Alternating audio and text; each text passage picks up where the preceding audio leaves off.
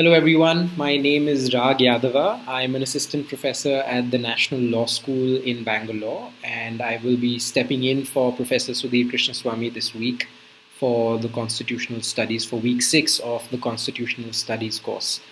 I'm delighted to be with you this week to discuss what is a very interesting, engaging, and controversial topic under the rubric of constitutional studies, namely the right to equality. Last week, you were introduced to two parts of the Indian Constitution, the Fundamental Rights chapter under Part 3 of the Constitution, and the Directive Principles of State Policy under Part 4 of the Constitution. This week, we will be speaking about and trying to understand a subset of our Parts 3 and 4, which concern the right to equality and the vision that the Constitution puts forward for equality in Indian society and the Indian polity. In particular, we will be speaking about Articles 14, 15, 16, 17, and 18 of the Constitution under Part 3, and Articles 38, 39, 39A, 41, and 46 under Part 4 of the Constitution. Now, before we get to the text of the Constitution and what it says about equality, I'd like to make a simple but important observation, which is that the idea of equality, unlike other provisions of the Indian Constitution, say the principle of federalism or trade and commerce, is an idea that is not just a political principle, but also a moral principle. Now, what do I mean by that? I mean that the idea or principle of equality is something that we struggle with and fight with and try to establish in our own daily lives, whether it's our personal lives or our professional lives. In that sense, the idea of equality is not introduced to us by the Constitution. Rather, it is a moral principle that we all discuss, debate, and try to implement in our daily lives. And so, with this in mind, I encourage all of you to look at this week's lessons and what the Constitution says about equality in light not just of political debates in the parliament or state legislatures or in the courts, but also as material for you to consider in the application of equality in your daily lives. In fact, only then can the real constitutionalism that we spoke about in the first few lectures come alive, when the practice of the Constitution becomes an important part of our daily lives in whatever spheres of influence that we carry. So with that brief remark, let's jump straight into this week's course. This week will be divided into 5 themes. The first theme is an introductory theme where we will go through the basics of what the principle of equality means, in starting from our independence movement and the establishment of the Constitution itself, how the political principle of equality has played out in our public debates in independent India, both in the first steps of our republic and in recent debates.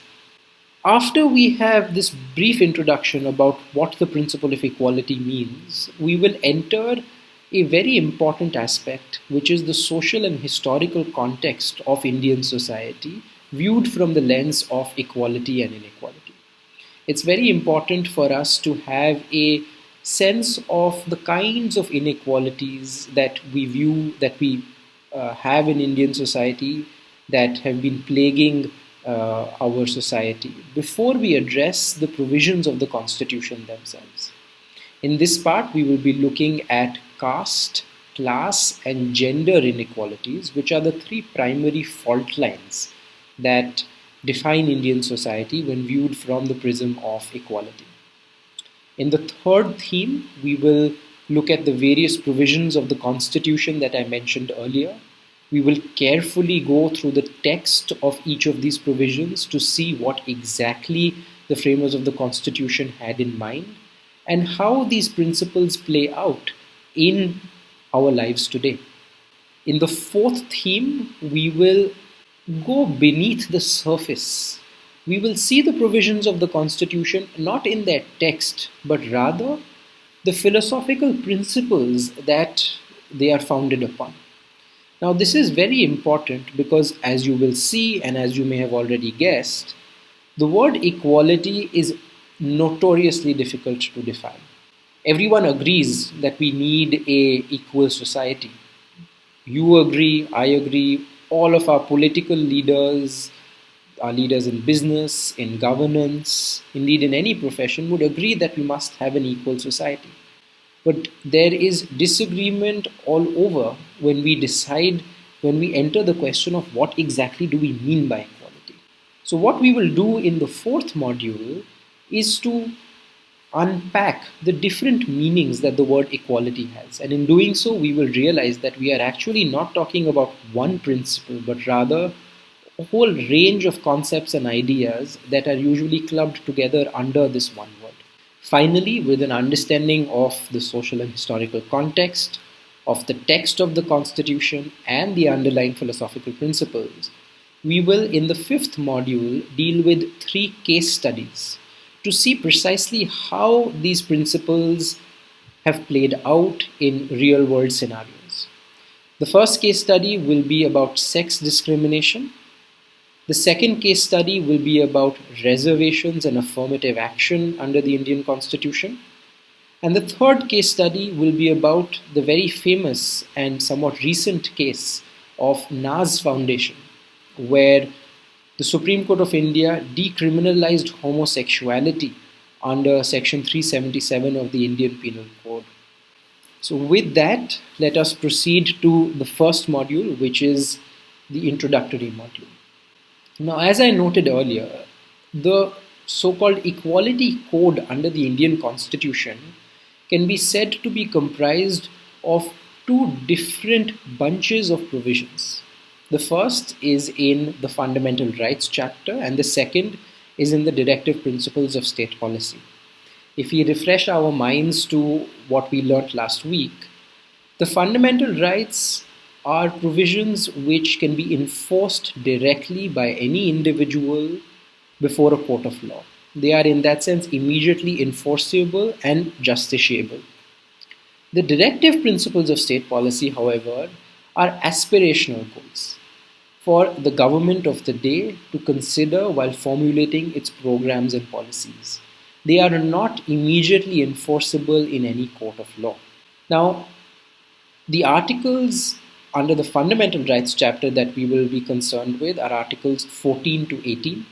Very briefly, Article 14 concerns the right to equality, defined as the equal protection of laws and equality before the law.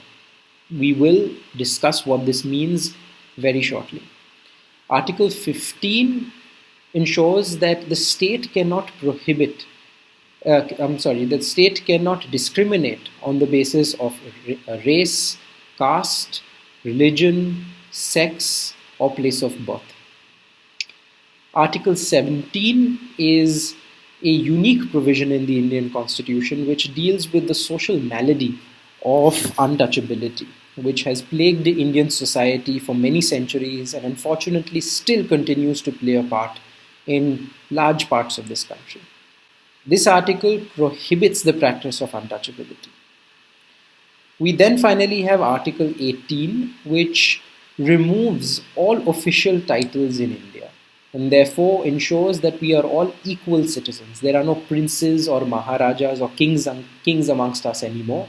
We are all equal citizens before the eyes of the law, including the President of India, who is nothing more than the first amongst equals. We then get to the directive principles of state policy, which we will go over in the coming slides, which concern a wide range of issues that are enormously important to all of us, concerning maternity leave, equal pay for men and women to remove the gender pay gap, and a number of other provisions that we will consider.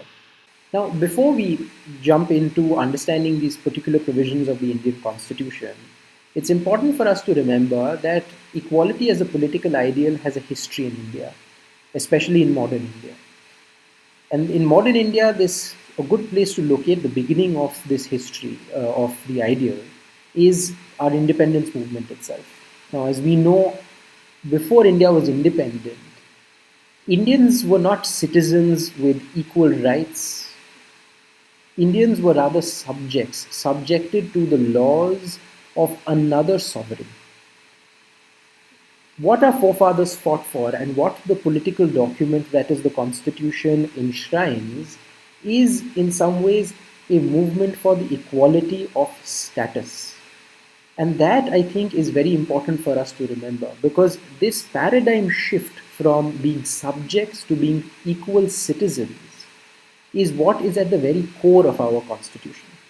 In fact, this commitment to equality is also found, as we saw in the first week of this course, in the preamble to the Constitution, which commits us to equality of status and opportunity, and also to justice, social, economic, and political. Now, ever since independence, the ideal of equality has played an enormous role in our social and political debates, as you can imagine. Some of the biggest issues that our society has had to deal with, like land redistribution and zamindari abolition, were essentially issues of equality.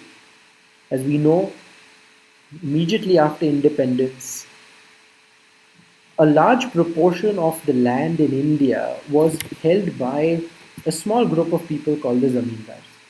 And one of the first moves made by the newly elected Indian Parliament was to ensure that we do not remain in a situation where there are large masses of people without land, who are homeless, who are landless, while a few minority of people have enormous access to land and to resources. Indeed, the entire political motive was to ensure that there is a certain amount of equality in society. Similarly, in a very unrelated issue, but again one that has enormous political importance, the issue of equality plays out, and this is the Mandel Commission in the early 90s. As we may know, the Mandel Commission was charged with delineating the ways in which the so-called other backward classes, that is, groups of individuals who are socially and economically backward, would have access to preferential treatment, to reservations and affirmative action under the Indian Constitution. There were enormous protests at the time. But the core of the issue was whether these individuals and these groups of individuals had a claim to a greater share of the resources in India.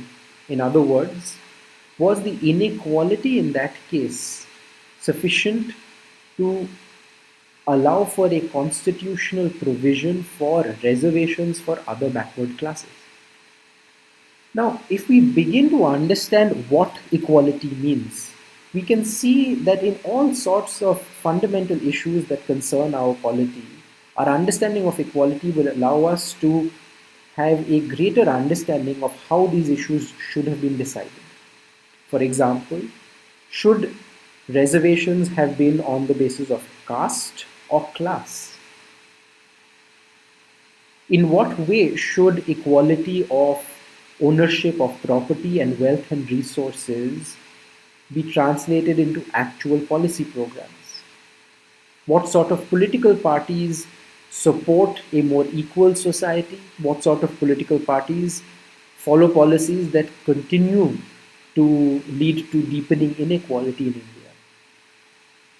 These are issues that are of fundamental importance to us as citizens, and an understanding of the conceptual vocabulary of the idea of equality will allow us to make more informed decisions about some of these issues.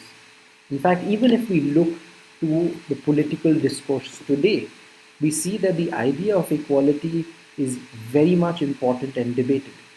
Take, for example, the recent protests before the COVID pandemic hit around the Citizenship Amendment Act, which excluded a certain group of a religious minority, that is Muslims, from the benefits provided to various other religious communities. The primary issue which led to nationwide protests was the exclusion and unequal treatment of a particular religious minority. Now, the government's arguments were, in fact, that Muslims were not equal to others in a number of respects.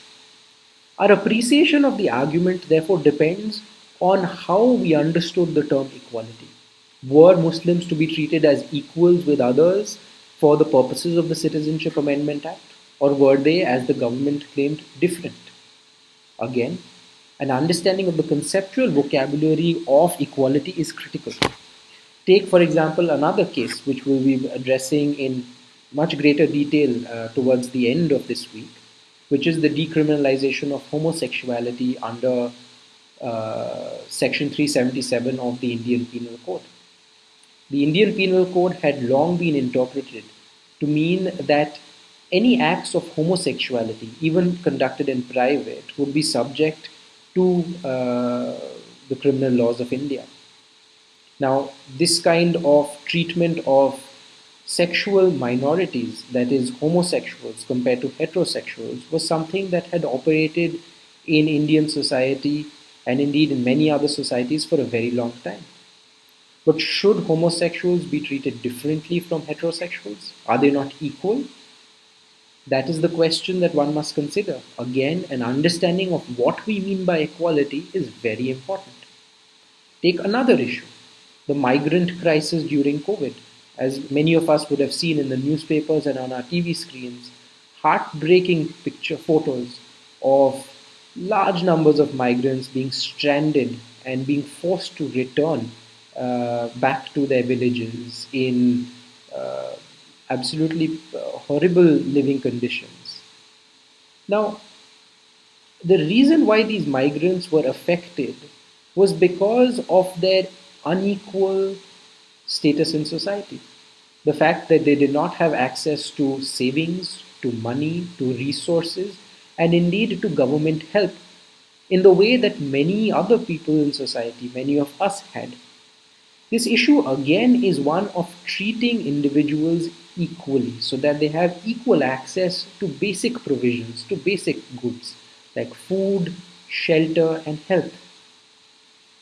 Indeed, what ties many of these debates is the idea that for India to grow, it must have a participatory and inclusive model of growth and governance, where different categories of individuals, whether they be men and women, whether they be rich or poor, whether they be of different religious orientations, that each of them be treated equally and that none of them be discriminated against. So what we see is that the political ideal of equality has been used in a variety of different ways. From land redistribution to the Mandel Commission to the citizenship amendment protests and the migrant crisis. Now, obviously, in all of these debates, we use the term equality in a number of different ways. So the major issue which we have to grapple with in this week is, how do we define equality? What do we mean when we say that India must be an equal society? Is it one concept or is it multiple concepts?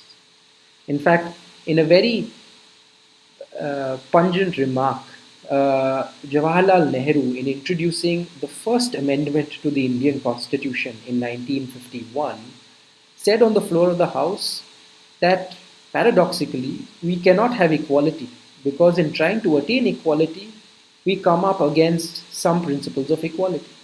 Now, what Mr. Nehru meant by this statement was that in wanting an equal society, we often have to balance different interests. Two individuals may agree that they want an equal society, but one person's equality may be another person's inequality. A classic example of this is the issue of reservations. In India, currently, we have reservations for scheduled castes, scheduled tribes, and other backward classes. Now, a common question that comes up is, well, if you want to have an equal society, then why must we pay attention to these different caste issues? In order to have a casteless society, should we not be blind to caste? Should we not forget that someone is a scheduled caste or a scheduled tribe or belongs to any particular caste community, as we saw in the protests in Delhi with the Gujars.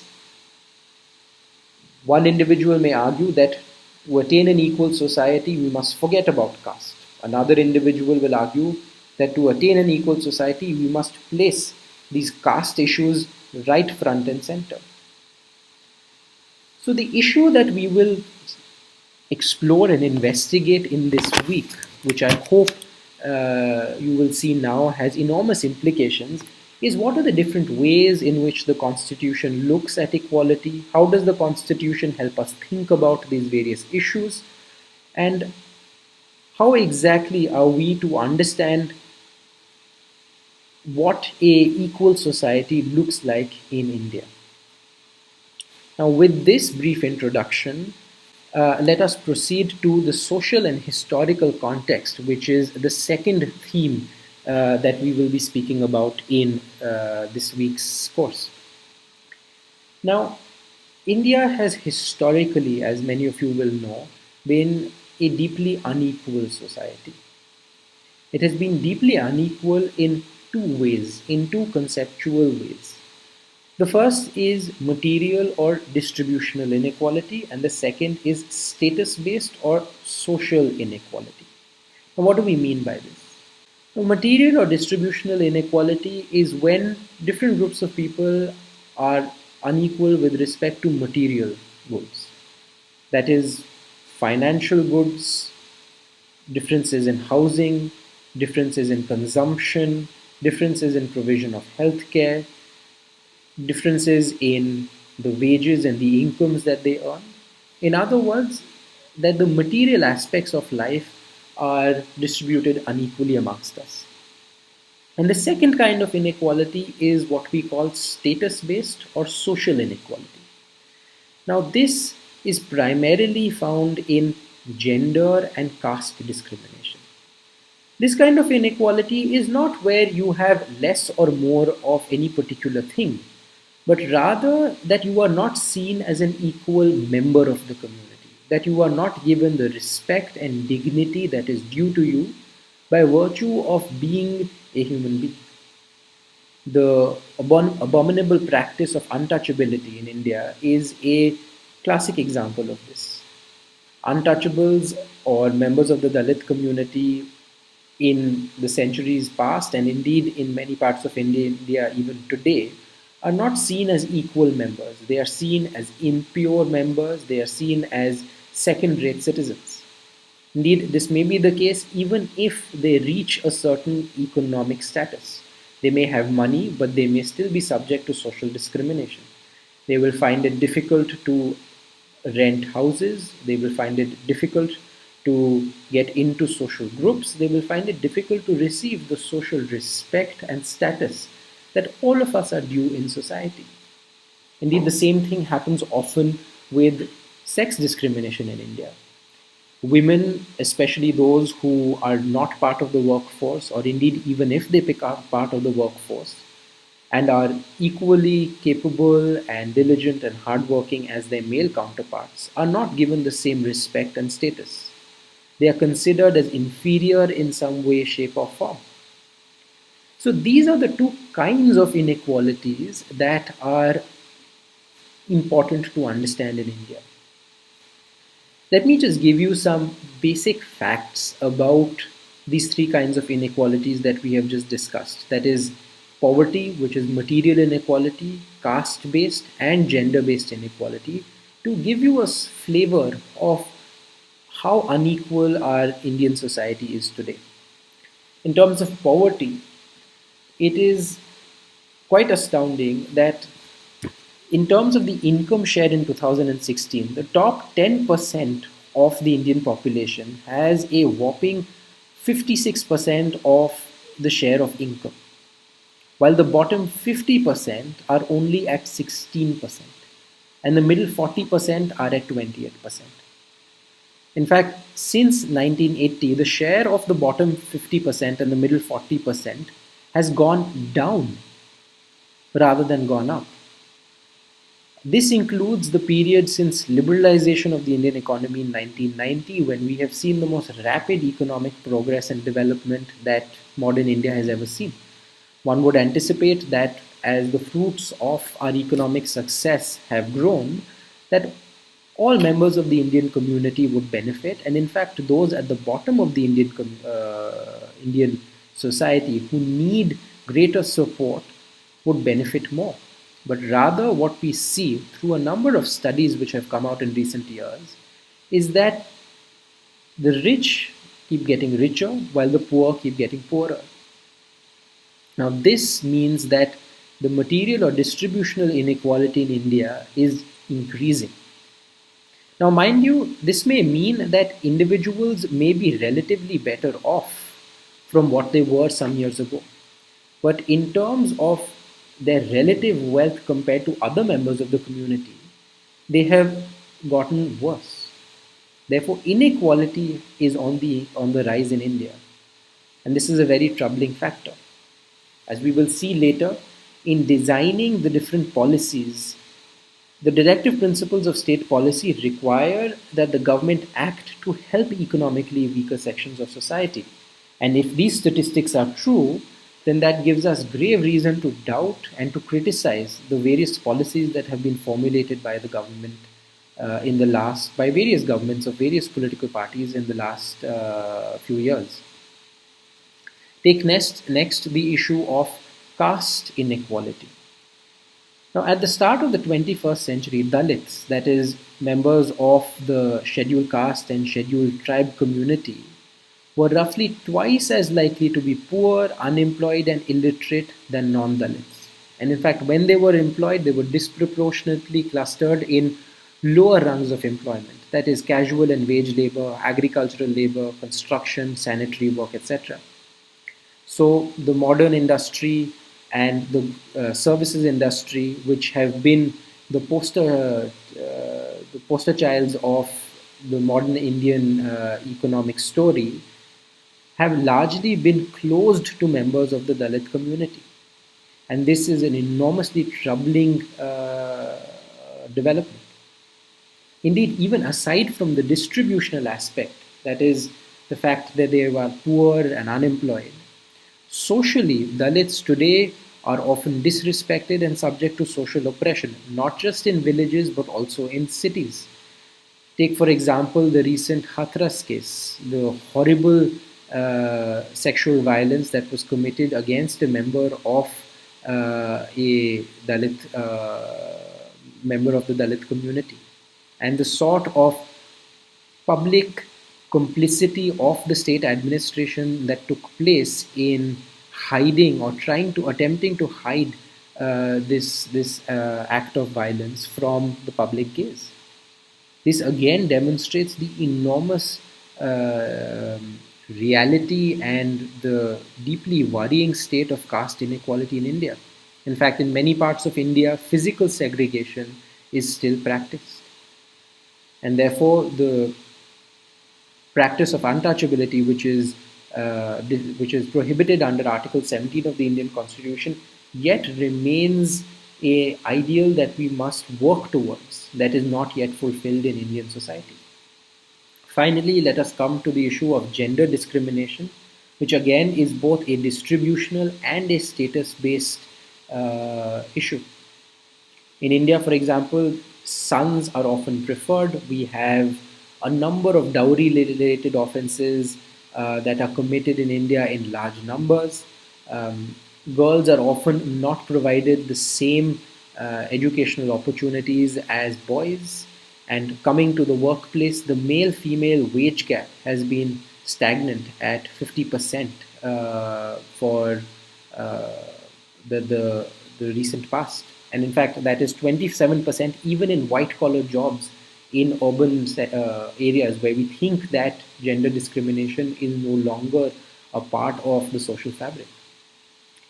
Now, all of this matters very, very much because first, we must realize that while we have made enormous strides in independent India towards being a more equal society, we still have a long way to go, and therefore the provisions of the Indian Constitution that concern equality are extremely important going forward, and that each of us must assimilate these principles of equality to try and address in whatever way, shape, and form we can inequality, uh, at least along these three different axes.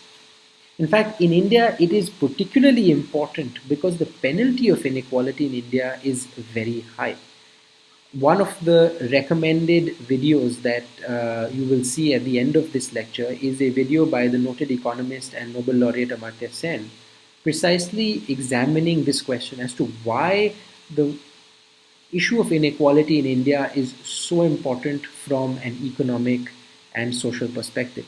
Since we will primarily be focusing on the constitutional provisions dealing with equality, I strongly encourage you to listen to that lecture to get a better understanding of the social and political and economic dynamics of equality in Indian society, and why is it that India still remains, despite the enormous energy that has gone into our legislation and our economic system, why we still remain a deeply unequal society. Let me just note, though, that these are not new issues. The idea of inequality in India has constantly attracted attention from thinker after thinker, from leader after leader, and from statesman after statesman. The drafting committee of the Indian Constitution was headed, in fact, by Dr. B.R. Ambedkar, whose name some of you may have heard, who himself was from a Dalit community, who himself came from a very poor background and was subject to uh, practices of social and status-based discrimination, but was able to overcome these odds and rise to the highest levels in the Indian political sphere, um, as an example for other Dalits and other oppressed classes. But a number of other individuals have been speaking about these issues for a very long time. And therefore, we wouldn't expect these issues to fade away overnight, but we must remember that it is only by a slow and sustained effort that the idea of equality will manifest in India. Now, with that, let us finally come to addressing the the constitutional provisions which concern the right to equality and the ways in which we ought to appreciate and understand them.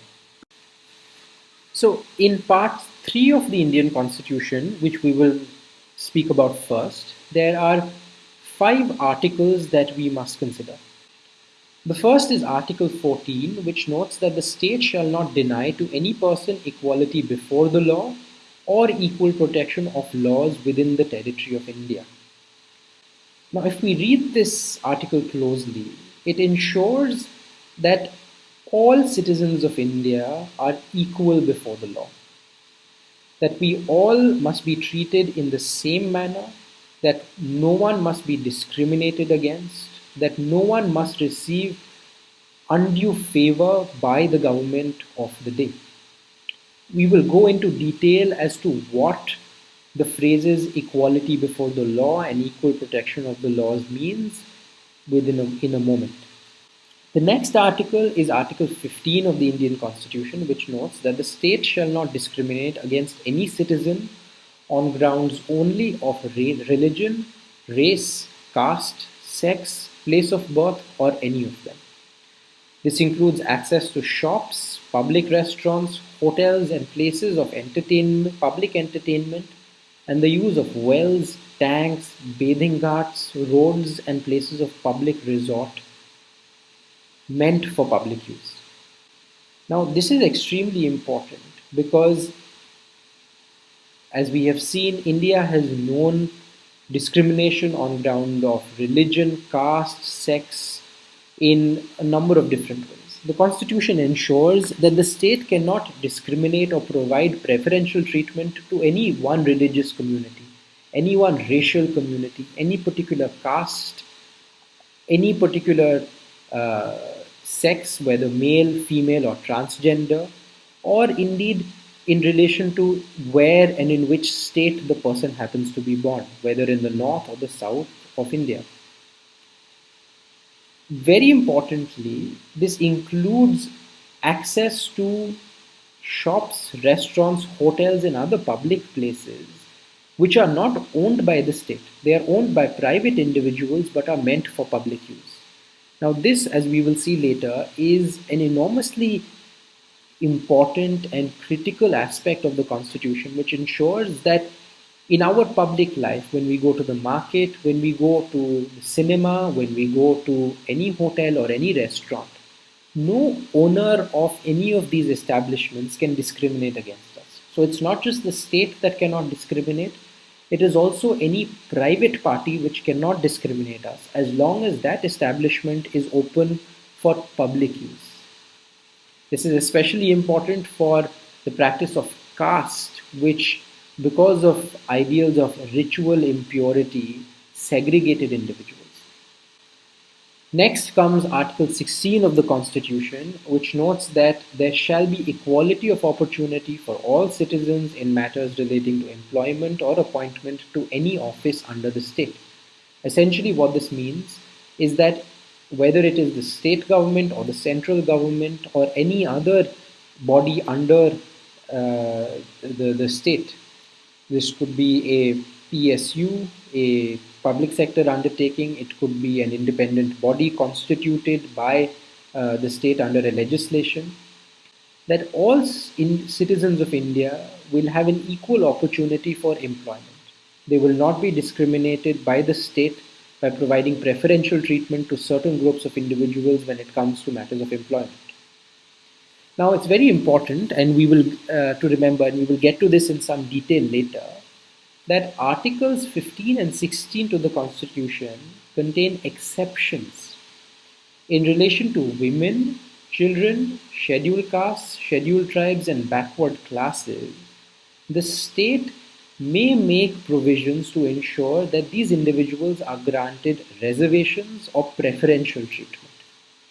That is to say that for these categories of individuals who belong to disadvantaged or vulnerable or historically oppressed categories of communities, the state may make an exception to the principle of equality and ensure that these individuals are given the necessary help and support to make sure that their place in society is established.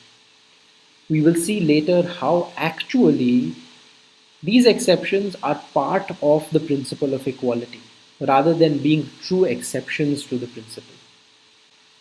We next have Article 17 of the Indian Constitution, which, as I noted, prohibits the practice of untouchability in any form.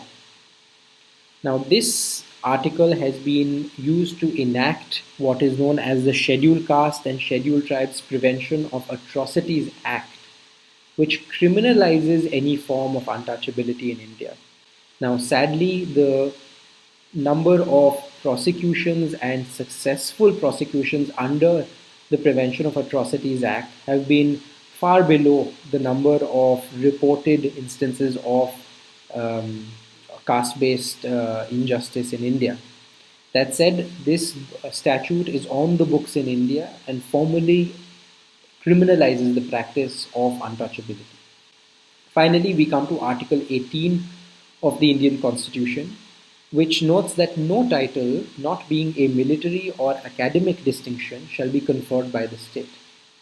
Now, what this means is that unless you are a doctor or an academic who has achieved, say, a PhD or an MPhil or any other degree, or if you happen to be a member of the military, in no other instance shall the state confer any title which places you above or below any other citizen. Like I said, there are no more Maharajas, there are no more kings in India today. Rather, we are all equal citizens before the law. In speaking about equality, what we will notice is that these various articles speak about four kinds of equality. These are what I will call the four principles of equality, which we must remember. The first is the idea of moral membership. Now, what this means is that as members of the human race, as human beings, We have a basic right to be treated equally as human beings. We are entitled, no matter who we are, no matter how rich or poor, no matter what religion, race, or caste, we are entitled by virtue of being human beings to a basic minimum of respect and dignity as moral members of the human community. Now, like I said, the independence movement was fighting for moral membership. It was fighting to ensure that Indians were equal members of the political community at the international level, that we were not second rate citizens, that we were not subjects of the British Empire, but rather that we were equal moral members of the British, of equal moral members, the same as British citizens. The same thing applies for caste injustices. The Dalits today are claiming that they have, by virtue of being human beings, equal moral membership of the Indian political community. They are not to be treated as second rate citizens who are impure or uh, uh, to be excluded in any way from respect and dignity that they are due, whether at the workplace or at home. The second kind of equality that we are talking about is the equality of non-stereotyping. Now, in society, and especially with respect to sex discrimination, we have many enforced social norms which lead to inequality where there should be none. Women in India today are often forced into certain social roles of being caretakers, of being inferior at work, of having to be more docile and accommodative than their male counterparts, of being less capable of leading teams, of, as we will see, less capable of joining the army and serving in combat positions, and a number of other discriminatory practices. While there are differences between men and women because of the difference in sex, there are many enforced social norms of gender which are actually enforced by society without any reason or rationale. We stereotype women. We think that all women are subject to certain broad social norms which are enforced upon them, where in fact they should be treated equally with men and judged on the basis of their individual characteristics rather than some supposed characteristic that they have as member of a group. This is called the stereotyping principle. Now remember that as we go through this course, I will be constantly referring to these principles and we will understand in greater detail how they play out in real life. The third kind of principle which you will see is the principle of group subordination. Now there are historically in India certain oppressed groups, religious and caste-based groups, minorities, which have been oppressed through the exploitative action of the majority and kept in a low position. This principle of group subordination is very important because individuals are subordinated not as individuals but rather as members of a group, and therefore there is a group identity. The entity claiming equality in this case is not an individual. It is not me going to the government and or to the courts and claiming that I have been treated unequally compared to any other individual. It is rather that my group has been treated unequally with respect to another group. And the principle of group subordination is all too real in India with respect to caste-based injustices and indeed with respect to sex discrimination or to discrimination on the basis of sexual orientation for transgender individuals. Finally, the principle of equality that we must understand is the principle of fairness in governmental action. Now, the government makes a number of decisions every day and every year. And one of the basic principles of fairness in governmental action, which we will see in the very next slide, is the principle that like cases must be treated alike. That no two individuals who are similarly situated must be subjected to differential treatment. This basic principle of fairness is enshrined in the Indian Constitution, and must be kept in mind as we go through this course. So let us now come to Article 14 of the Constitution. Article 14 notes that the state shall not deny to any person equality before the law or equal protection of the laws within the territory of India. Now, if you notice, there are two expressions here to which you must pay close attention. The first is the expression equality before the law, and the second is equal protection of the laws. Now, what do these expressions mean? The phrase equality before the law means that all citizens of India or all persons shall be subject to the same ordinary law of the land administered by the ordinary law courts. It establishes that there is an absence of privilege in favor of any particular individual, no matter who you are, rich or poor, in an official capacity or non-official capacity, whether you are high or low on the social ladder. This, therefore, is one of the cornerstones of the Indian Equality Code. The idea that no matter who you are, the same law of the parliament or the state legislature applies to you just like every other citizen of the country. The second phrase, which is equal protection of the laws, means that individuals who are situated in similar circumstances shall be treated equally by the state, and those who are situated in different circumstances may be treated differently by the state. Now, what does this mean? Now, this principle is actually one of the oldest principles of justice that we can trace back to the famous philosopher Aristotle, which is the idea that like must be treated like. Now, let me just give you an example of this and to invite you to do a small thought experiment with me. Imagine that in this MOOC, that in this course, we said that all individuals above 6 feet will be given a better grade, or that all women will receive a better grade. Now, this obviously is incorrect. You will say that it is not correct that you create a classification of individuals, those who are above 6 feet and those who are below 6 feet, or men and women, because that has no purpose, no relationship to what we are trying to do in this course.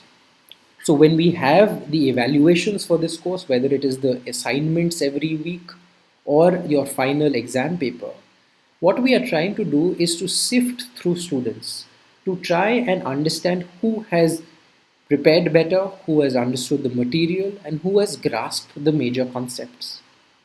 So therefore, we create classes of individuals based on a criterion that is relevant for the objective we have in mind. That is, to test students on their knowledge. Now, this may seem a very flippant example, but what the phrase equal protection of the laws does is make sure that any government rule, regulation, or legislation which creates a classification of individuals has a relationship to the objective that is being achieved. In the law, we note that there must be an intelligible differential between the categories of people who have been put within the legislation or within the rule and those that have been left out. And that this intelligible differential must have a rational nexus with the objective that the legislation or rule seeks to achieve. In our case, the rule seeks to achieve the objective that we test students on their knowledge of constitutional studies. And therefore, the classification that I must create, the differential, the intelligible differential I must create, must bear some purpose to that end. Therefore, the only differential is to have an exam system which places individuals who have prepared better or have worked harder into one category and those who have not into another category. Therefore, the principle underlying the phrase equal protection of the laws is that government in its action needs to create classifications. Certain categories of people need to be provided tax benefits, other categories of people need not be provided those tax benefits. Certain categories of people will be entitled to certain services, other categories will not be entitled to those services. But when the government makes such a rule, it must ensure that the classification that it creates is intelligible and that this classification has a bearing, a rational nexus with the objective of that legislation. This codifies the principles of fairness, reasonableness, non-arbitrariness of government action, and an absence of preferential treatment to favored groups. Now let us take an example of this so that you understand this better. This example is a case that was heard by the Supreme Court of India and on which judgment was pronounced earlier this year in the matter of Babita Punia. Now the case of Babita Punia concerned recruitment of women in the army. Section 12 of the Army Act prohibits the recruitment of females into the army except where and to the extent that the central government might allow. Now the central government had over the years allowed for the inclusion of women in certain cadres and in certain branches of the army, but it excluded women from all command positions. So no woman could enter a command position in the army. So what was the differentia or the classification created by the legislation? The legislation said that there are two categories, men and women. Men can join the army and be in command positions. Women cannot join the army and be in command positions. So is this an intelligible classification? Yes, it's an intelligible classification. But does this classification have any rational nexus with the objective sought to be achieved? The Supreme Court ruled that it does not. Now, let us first understand the argument that the government gave. The government said that women are different from men for the purposes of joining the army in command positions because of four reasons. First, that because of pregnancy, motherhood, and domestic obligations, women will often have to abandon their posts. Second, that women are different from men in terms of their physical capabilities. Third, that all male units have a quote-unquote peculiar dynamic by which they operate. And so therefore women don't fit into that peculiar dynamic. And finally, the government argued that there were issues of hygiene, by which I presume that they refer to issues of reproductive hygiene. So the argument made by the government, which you must consider before I tell you what the Supreme Court said, is that because of these four reasons, there is a nexus between the categories created by the legislation. Because women are not able to serve in command positions because of these four reasons, therefore, the government is allowed to discriminate between men and women. Now, do you think that this classifies as a intelligible differentia with a rational nexus to the objective of the government? Does it fall foul of the equal protection of the laws clause, or is it consonant with the clause? The Supreme Court ruled that this legislation was unconstitutional because it discriminated between men and women in a way that was not in keeping with the phrase equal protection of the laws. The the Supreme Court first noted that the decision of the Union government recognizes that physiological features of a woman have no significance of her equal entitlements under the Constitution. Further, the Supreme Court noted that these arguments that were advanced are based on sexual stereotypes premised on assumptions about socially ascribed roles of gender which discriminate against women. Underlying the statement that it is a greater challenge for women officers to meet the hazards of service owing to their prolonged absence during pregnancy, motherhood, and domestic obligations toward their children and families is a strong stereotype which assumes that domestic obligations rest solely on women.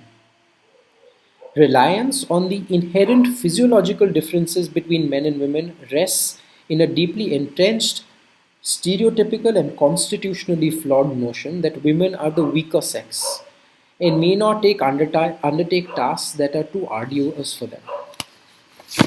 Now, these arguments focused on physical strength or weaknesses of men and women clearly rest on assumptions about women in the social context of marriage and family, and these are not constitutionally valid bases for denying equal opportunity to women officers. This was the ruling of the Supreme Court. Was that the government may discriminate against men and women. That is perfectly fine. That is understandable. But when it discriminates between men and women, it must do so in a way that the difference has some bearing, has a rational nexus upon the job that needs to be done. That some women may decide to bear children, that some women may decide to focus on raising families, that some women may not have the physical capacity, does not mean that we can extend that stereotype to all women. All women, as we saw, are not subject to these gender roles. Therefore, what the court has done is to ensure that women are included within the fold of the army. And by doing this, given us an understanding of what the phrase equal protection of the laws means. Now, contrast this case study with the case study of maternity and paternity leave. Now, in many places, in many organizations, women are given a longer maternity leave than men are given a paternity leave, if men are given a paternity leave at all. Now, is this also equally then unconstitutional? Examine the argument. Women are given a maternity leave of a longer period because of the physical exertion required by childbirth and by breastfeeding.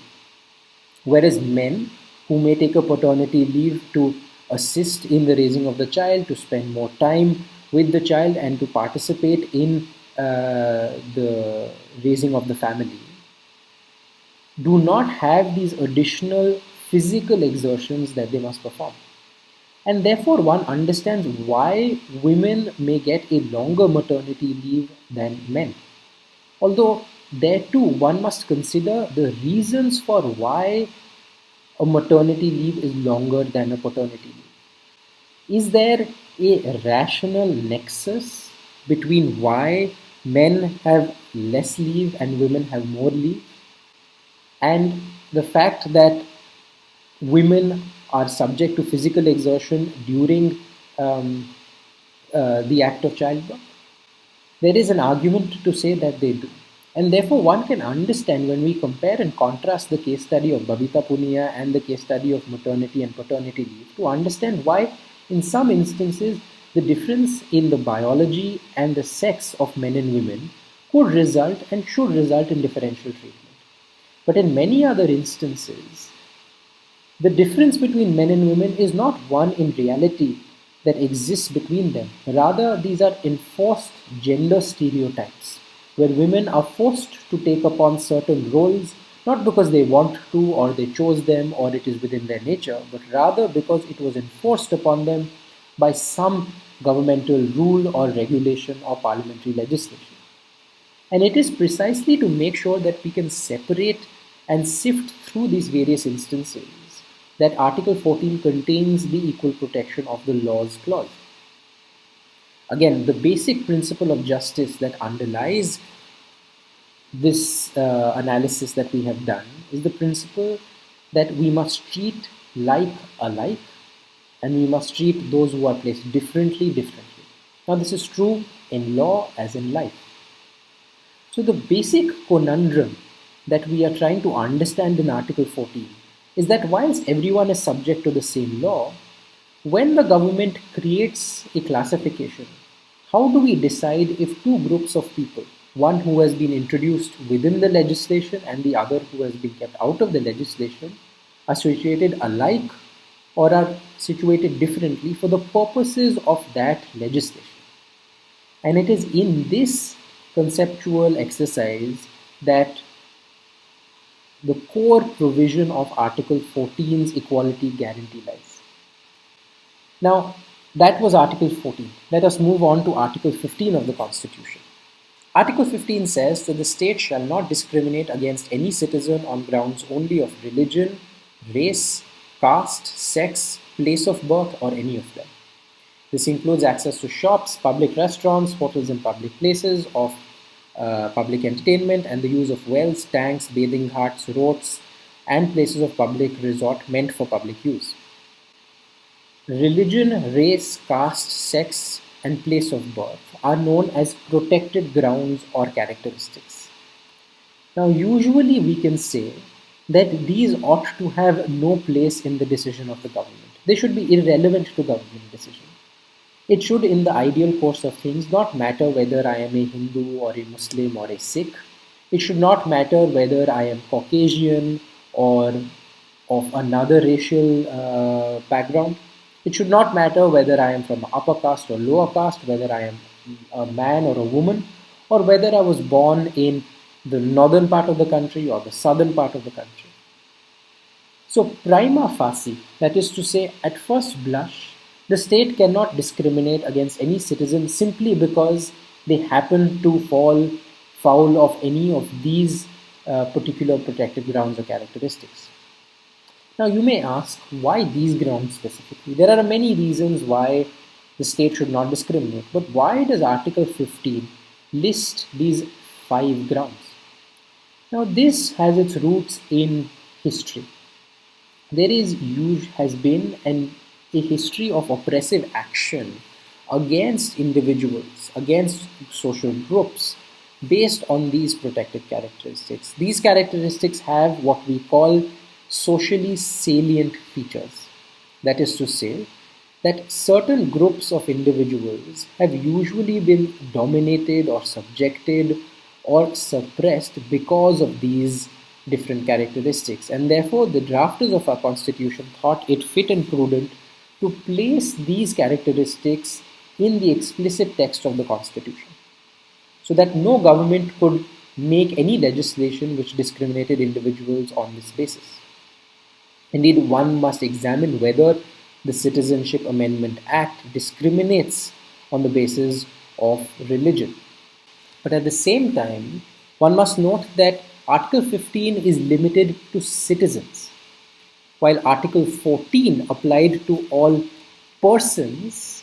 Article 15 is limited to citizens of India, and therefore those who are not citizens cannot claim the protection of Article 15. Now, another important aspect of Article 15 is in the second part of Article 15, where it notes that this prohibition does not apply simply to the state, but rather also to shops, restaurants, hotels, places of public entertainment, indeed any place of public use. Now, what this means is that the protection is not just vertical between the state and the citizens, but also horizontal, that is, between citizens. In other words, Article 15 prohibits discriminatory treatment which is not just political but is also social.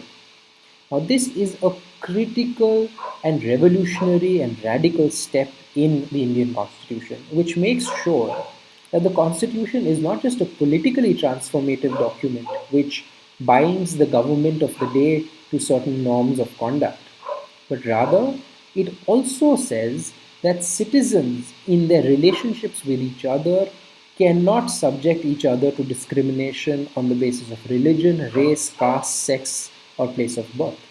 The Constitution therefore heralds not just a political transformation but a social transformation.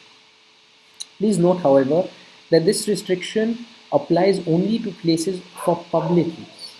The Constitution does not tell us what we can do or cannot do in our private lives, where a large amount of discrimination happens, especially in relation to matters of caste and of sex discrimination.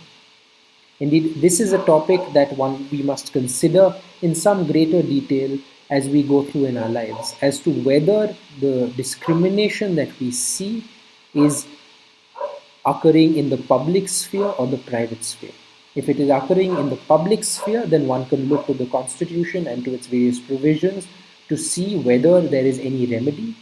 But if the discrimination is happening in the private sphere, we must use other modes of persuasion, and of influence to see what we can do about lessening the discrimination in that sphere. As I said at the beginning of this lecture, the ideal of equality is not just a political principle but also a moral principle. And when discrimination occurs in the private sphere is when our moral principles are involved, because that matter is beyond the control of the state. Now, there is a very important issue in Articles 15 and 16, which we have not yet addressed, which is that both the articles have exceptions to the rule. Both these articles note that certain groups of individuals, namely women, children, scheduled castes, scheduled tribes, and other backward classes, can be treated differently. That the state may provide for reservations or affirmative action for preferential treatment for these categories of individuals in instances where otherwise these would be prohibited. Now, why should this be so? Why should we not treat everyone equally?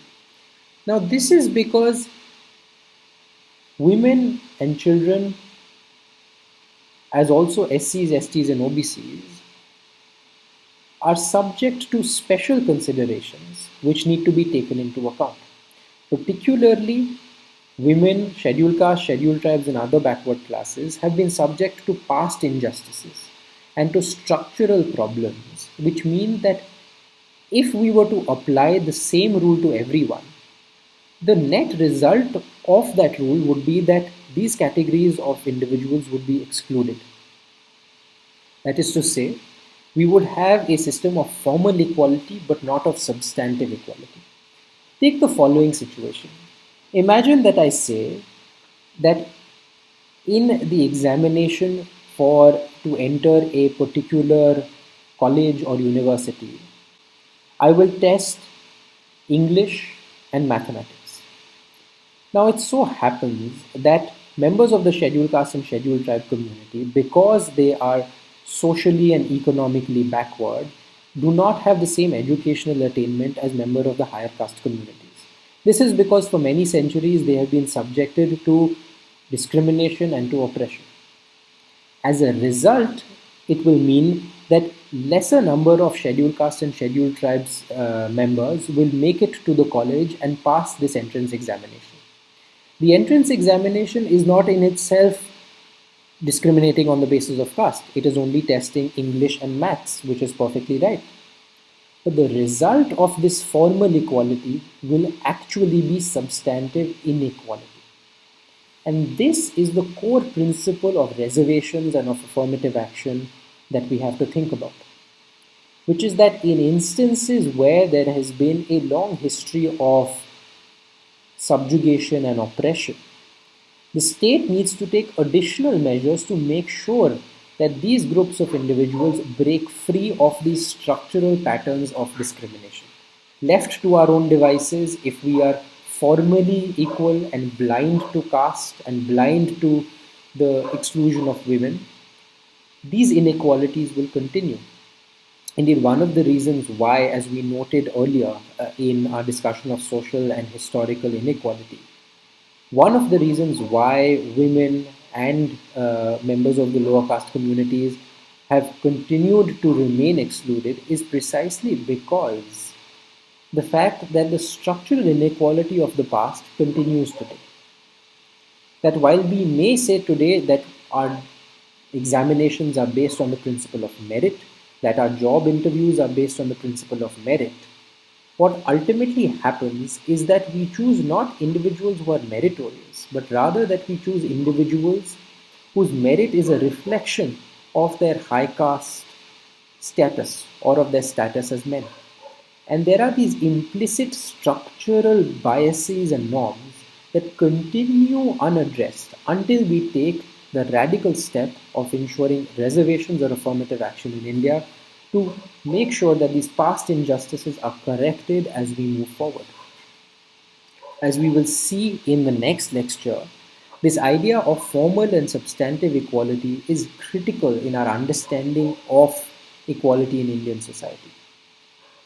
Now, having said this, having said the fact that the Constitution allows reservations and affirmative action, the issue is one which is extremely thorny and requires us to think about many aspects before we can come to any definitive answer.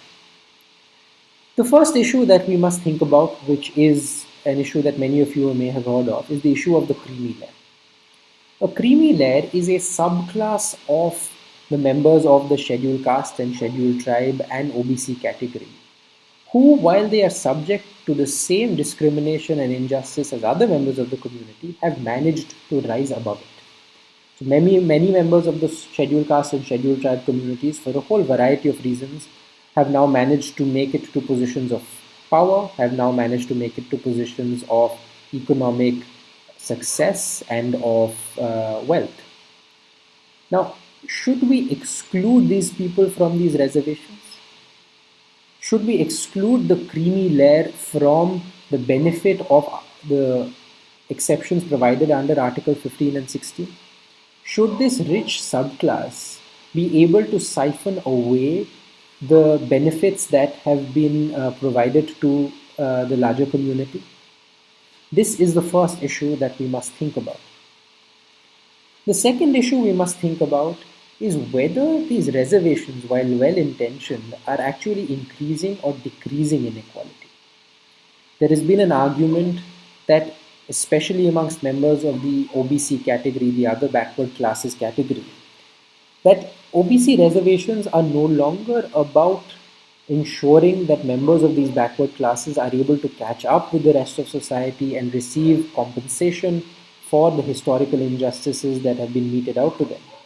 Rather, it has become a political issue where people, instead of trying to break free of these negative identities, are in fact using these negative identities as political cards to receive access to jobs, to receive access to other resources. Now, this obviously was not the purpose or the point of reservations or affirmative action. The point of reservations was to ensure that these categories are provided preferential treatment with a view that in some time, in some years, the very need for these reservations will go away. But rather, what seems to be happening, at least arguably, is that these identities are getting more and more entrenched because they have political value today. They have political value in ensuring that they receive access to government's resources, in ensuring that they receive access to government patronage. And therefore, we must think whether we have lost the plot, whether these reservations or affirmative action must have a limited time period, whether they must be defined in particular ways so as to ensure that individuals are not able to play a game in which there is a marketplace of identity politics. This, in fact, leads us to the next question, which is why not have class-based reservations instead of caste-based reservations? A major issue in India today is that individuals of the OBC category are often using their caste names instead of relying on the underlying economic or educational backwardness, which ought to be improved. In this way, caste identities are getting entrenched. So is the answer then to improve our economic development and to ensure that there is a greater wealth of resources that we generate through economic development, which can then be spread across larger sections of the society to scheduled caste, scheduled tribes, OBCs, and to women and children? Or should we continue this system where limited number of jobs in the public sphere, jobs offered by the state, are subject to this kind of bargaining process by different caste categories? Is the answer then not to increase the size of the pie rather than fight over who gets which slice of this small little pie? Now, in all of these, we must keep in mind that Article 15 and 16 had a clear and definite purpose. That is, to make sure that members of these subjugated and vulnerable categories are provided the necessary help and support they can so as to become members, equal members of society, and to receive the necessary help to lead to an inclusive social and political fabric. While that basic principle is laudable and ought to be supported, We must see whether the means and mechanisms of reservations or affirmative action are actually leading to this end or whether they are deviating from that end. Thank you very much for listening in to this lecture. In the next lecture, we will be addressing the directive principles of state policy and moving on to the fourth theme, which is the philosophical ideas that one must keep into mind when addressing these provisions of the Constitution. Thank you very much.